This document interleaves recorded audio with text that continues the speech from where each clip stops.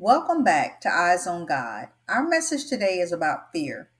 Now, my brothers and sisters, one thing that I can tell you is that I have dealt with fear in my life, and I can tell you that it had me crippled, but I thank God that He brought me out of that darkness. Fear is something we face at some point in life. Fear of the unknown, fear of failure, fear of the future. But here's the thing. God never intended for his children to live in fear. In the book of Isaiah, chapter 41, verse 10, it says, Fear thou not, for I am with thee. Be not dismayed, for I am thy God. I will strengthen thee, I will help thee, I will uphold thee with the right hand of my righteousness. Y'all, this isn't just encouragement, it's a command and a promise. God is saying, Do not fear because he is with you. But how do we actually walk in that? Let's break it down and look at some real life biblical examples. Think about Joshua. When Moses died, God called Joshua to lead Israel into the promised land. You think he felt ready? No, he was afraid. But God told him in Joshua 1 and 9, Be strong and of good courage. Be not afraid, neither be thou dismayed, for the Lord thy God is with thee wheresoever thou goest. Joshua had every reason to fear enemies, battles, responsibilities, but he moved forward because God was with him. And guess what? That same promise is for you. Be not dismayed, for I am thy God.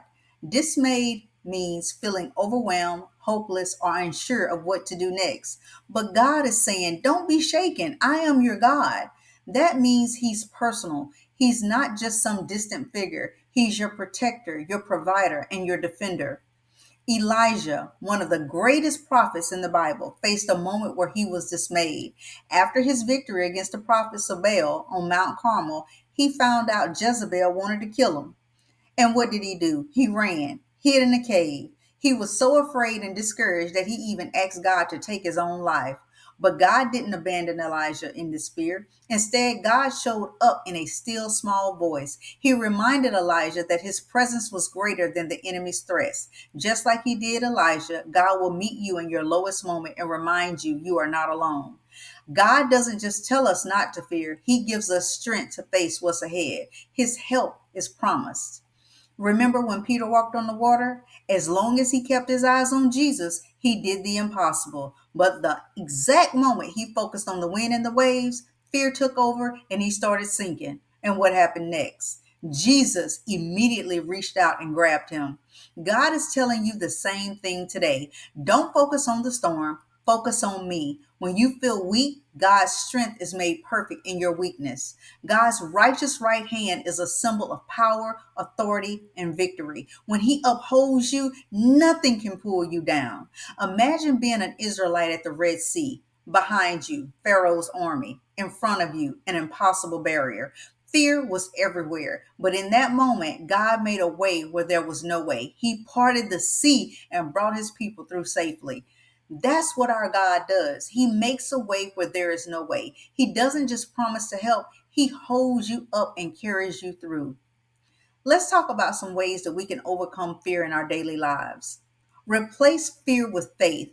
Fear speaks lies, but faith speaks truth.